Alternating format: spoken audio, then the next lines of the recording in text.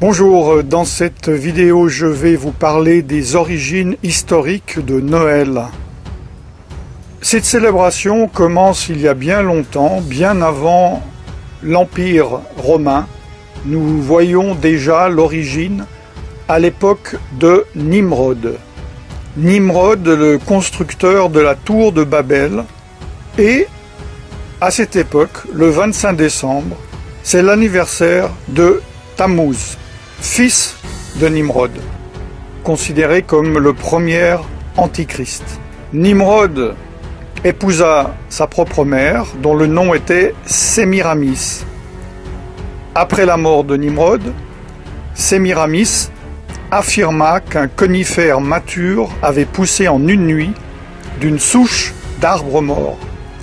À chaque anniversaire de sa naissance, elle affirmait que Nimrod visiterait l'arbre à feuilles persistantes et y laisserait des cadeaux. Le 25 décembre était donc cet anniversaire. Nimrod, donc, que l'on peut appeler également le Seigneur de Noël. En Égypte également, c'est la célébration du culte du dieu soleil, Ré ou Ra, et d'Osiris, dieu de la fertilité. En Perse, c'est le culte du dieu soleil Mitra. En Grèce, c'est le culte du dieu soleil Hélios et de Dionysos, également dieu de la fertilité et du vin. À Rome, bien avant la naissance de Jésus-Christ, c'est le culte du Sol Invictus, le soleil invaincu.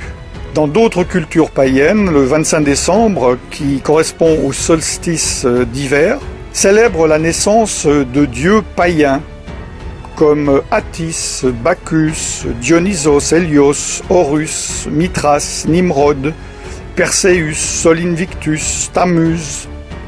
Et finalement, cette nouvelle idole, ce nouveau dieu récupéré par l'Empire romain, Jésus, qui fut rajouté et assimilé à ces cultes païens.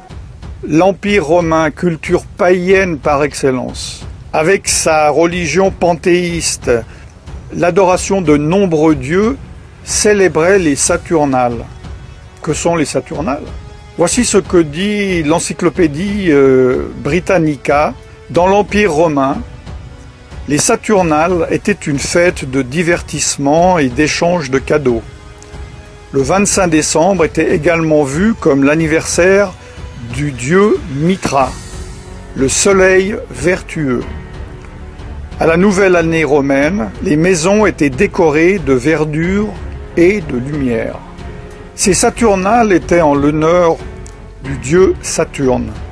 C'est une divinité, une des divinités romaines, et de peur d'être détrôné par l'un de ses enfants, il dévora chacun d'eux à leur naissance. Il préside la période qui précède le solstice d'hiver, celle donc des Saturnales. Pendant le reste de l'année, c'est un Deus Otiosus, un dieu en sommeil, dont la statue est liée par des bandelettes, dont on ne le libère qu'au moment des Saturnales. Il a été assimilé par les anciens au titan grec Chronos, le dieu du temps. Saturne est un impulseur de biens, aspect que l'on retrouve dans les réjouissances et les cadeaux des Saturnales, des fêtes de divertissement et d'échange de cadeaux. Ces Saturnales étaient considérées comme joyeuses, car elles étaient pratiquées dans l'ivrognerie et la débauche. À la nouvelle année romaine, les maisons étaient décorées de verdure et de lumière. La nouvelle religion romaine, fraîchement créée par l'empereur romain Constantin, a mélangé les pratiques et les croyances de la Bible avec celles occultes de son empire, et il a adopté et adapté cette fête païenne. Cela s'appelle le syncrétisme. On m'a demandé des faits. Ce que je viens vous dire sont des faits. Voici d'autres faits. Noël, par exemple, a été illégal aux États-Unis d'Amérique jusqu'au XIXe siècle, étant considéré comme elle est, c'est-à-dire une ancienne fête païenne. Vous pouvez voir sur le panneau en anglais que je traduis « Avertissement public », l'observation de Noël ayant été jugé comme un sacrilège, l'échange de cadeaux, de célébrations, l'habillement fin et d'autres pratiques sataniques similaires sont interdites. Autre fait, au XIXe siècle, en Grande-Bretagne, Charles Spurgeon, surnommé le prince des prêcheurs, une personne appréciée par tous les protestants, les évangéliques et les pentecôtistes. C'est une référence dans ce milieu. C'est moi je dirais, un revivaliste avant son temps. Il écrit « Ceux qui suivent la coutume de célébrer Noël ne suivent pas la Bible, mais des cérémonies païennes. » Autre fait, tous les historiens et les érudits de la Bible s'accordent à dire que Jésus n'a pas pu naître en décembre. Il faisait trop froid en hiver, pour différentes raisons que j'ai déjà données dans d'autres vidéos. Plusieurs supposent qu'il soit né au début d'automne. Là, c'est la fin de l'année des récoltes, pendant la fête ordonnée par Dieu dans la Bible, nommée Sukkot, ou fête des tabernacles. La Bible est claire. Elle interdit la participation au culte païen, même si ceux-ci sont maquillés et décorés. Jérémie 10, 2 dit « N'apprenez point les façons de faire des païens. » Jésus lui-même a dit « Vous ignorez la loi de Dieu et observez la tradition des hommes. » Dans Marc chapitre 7, verset 8. Évidemment, un de mes versets favoris, « Mon peuple périt, faute de connaissance. » Osée chapitre 4, verset 6. Concernant certains aspects de Noël, prenons les décorations de Noël. Les décorations de Noël sont-ils dénuées de toute signification? Lesquels de ces symboles, à votre avis, sont païens? En fait, ils le sont tous. Par exemple, le hou est utilisé dans les rituels païens pour la fertilité. La décoration d'arbres est une tradition païenne de Babylone, puis de Rome, de l'Empire romain. Les cadeaux et les offrandes sont une tradition babylonienne. Le sapin est le symbole païen de la fertilité. Même les bûches de Noël, est une coutume païenne de sacrifice sur le bûcher. Venons-en au Père Noël, tellement aimé des petits et des grands. Le Père Noël est-il libre de toute religion? Beaucoup de personnes croient que le nom de Saint Nicolas se réfère à l'évêque de Nicolas de Myre. J'en ai déjà parlé dans d'autres vidéos. Mais les historiens déclarent que ce personnage est une pure légende.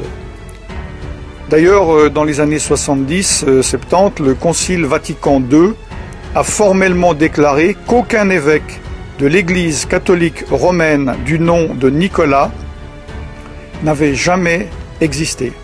En anglais, la langue la plus utilisée du monde, le Père Noël est appelé Santa Claus. Santa, dans les jeux ésotériques, est l'anagramme de Satan. Selon l'encyclopédie, le nom de Santa était le surnom pour le Nimrod, dont je vous ai parlé en Asie mineure, qui avait les caractéristiques d'avoir une longue barbe, une reine, pas la femme d'un roi, mais l'animal, sans oublier qu'il est né, comme je vous l'ai dit, le 25 décembre. Le Père Noël est connu dans notre culture comme étant éternel. Comme un Dieu, il connaît toutes nos actions. Comme un Dieu, il juge nos bonnes ou nos mauvaises actions. Il est donc représenté, sans que les personnes ne se rendent compte, comme étant omniscient, omniprésent et omnipotent. Ces qualités n'appartiennent qu'à Dieu lui seul. Les enfants prient Santa afin qu'ils obtiennent des cadeaux, des faveurs, des bénédictions, au lieu de prier Dieu. Comme j'espère vous le savez, le Père Noël, sous sa forme actuelle, joviale, obèse, a été créé de toutes pièces dans les années 30 par la société Coca-Cola pour vendre ses bouteilles de boissons. N'oubliez pas, chers frères et sœurs, que la parole de Dieu dit « Je suis l'Éternel votre Dieu, et tu n'auras pas d'autre Dieu que moi ». Exode chapitre 20, versets 2 à 3. Dieu également a fixé des fêtes. En tant que chrétien, vous pouvez très bien dire qu'elles ne sont pas applicables vu que vous êtes sous sous la nouvelle alliance. Je ne vais pas traiter de cela. Si vous ne comprenez pas les choses de Noël, vous ne comprenez pas encore ces choses. Mais Dieu, dans Lévitique, tout le chapitre 23, a parlé de ces fêtes, les temps que lui-même a fixés, son calendrier. Le calendrier du Dieu dont vous dites être son enfant. Pourquoi vous rassemblez-vous dans le calendrier que Satan a fixé, au lieu de vous rassembler dans le calendrier que Dieu a fixé?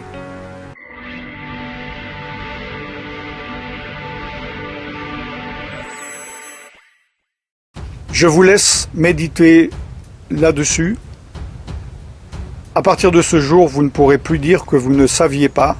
Prenez vos responsabilités, priez et faites votre choix d'obéir à Dieu, de désobéir à Dieu, d'être bouillant, d'être froid ou d'être tiède. N'oubliez pas que Jésus vomira les tièdes de sa bouche. Je ne vous souhaite donc pas un joyeux Noël. Par contre, je vous bénis dans le nom tout-puissant de Yeshua Mashiach, Jésus-Christ de Nazareth, le Fils de Dieu, et je vous dis à très bientôt. Shalom.